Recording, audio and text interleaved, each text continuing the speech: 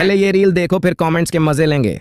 अगर तुम पिलर के ऊपर थोड़ा हिस्सा काट दो और उसमें 2 लकड़ी की बीम्स को क्रॉस शेप में फिट कर दो तो बीम और पिलर आपस में लॉक हो जाते हैं। इससे एक मजबूत फ्रेम स्ट्रक्चर बन जाता है जिस पर तुम आसानी से रूफ रखकर एक हाउस बना सकते हो। लेकिन दिक्कत ये है कि रेन वाटर पिलर को गीला कर देता है और धीरे धीरे लकड़ी सड़ने लगती है। तब तुम्हें एक आइडिया आता है, अगर तुम बीम से थोड़ा बाहर निकला हुआ कैनपी या ओवरहैंग बना दो तो पानी सीधे पिलर पर नहीं गिरेगा। मगर जब बीम बहुत ज्यादा बाहर निकलती है तो वो झुकने या टूटने लगती है। इसलिए तुम उसके नीचे एक स्लांटेड सपोर्ट बीम ब्रेस लगाते हो ताकि वो मजबूती से टिकी रहे। अब अगर तुम्हें और बड़ा स्पैन चाहिए तो बीम लंबी करनी पड़ती है, पर लंबी बीम फिर से कमजोर हो जाती है। तुम सोचते हो ठीक है एक और ब्रेस लगाते हैं, लेकिन ऐसा करने से कमरे की ऊंचाई कम हो जाती है और स्पेस थोड़ा टाइट लगने लगता है। फिर तुम्हें नया आइडिया आता है, क्यों ना पिलर के ऊपर थोड़ा और नीचे तक कट बनाकर उसमें trapezium shape support beams cross में फिट कर दी जाए और उनके ऊपर मेन बीम रख दी जाए। इससे स्ट्रक्चर और भी मजबूत हो जाता है और ज्यादा लंबा स्पैन बनाया जा सकता है। लेकिन जब तुम पिलर का बहुत हिस्सा काट देते हो तो वो ऊपर से कमजोर हो जाता है। अब तुम सोचते हो अगर ऊपर एक मोटा लकड़ी का ब्लॉक कैपिटल या DOU रख दिया जाए जो बीम को कसकर पकड़ ले तो स्ट्रेंथ वापस मिल सकती है। फिर तुम उस पर एक कर्व्ड सपोर्ट बो शेप्ड ब्रेस फिट करते हो जिससे ऊपर की बीम का भार नीचे बराबर बांट जाता है। और जब तुम इन DU और गोंग को परत दर परत जोड़ते हो तो एक बेहद मजबूत, सुंदर और संतुलित लकड़ी की स्ट्रक्चर बनती है। और इस तरह तुमने खोज निकाली चाइनीज आर्किटेक्चर का कमाल, 2 गोंग, जो सदियों से रूफ्स और टेम्पल्स को सहारा देता आ रहा है।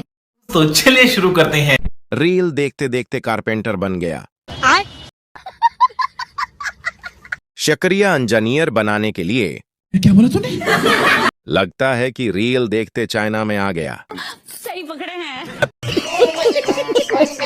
मुझे तो अवार्ड मिलना चाहिए। बात तो सही है।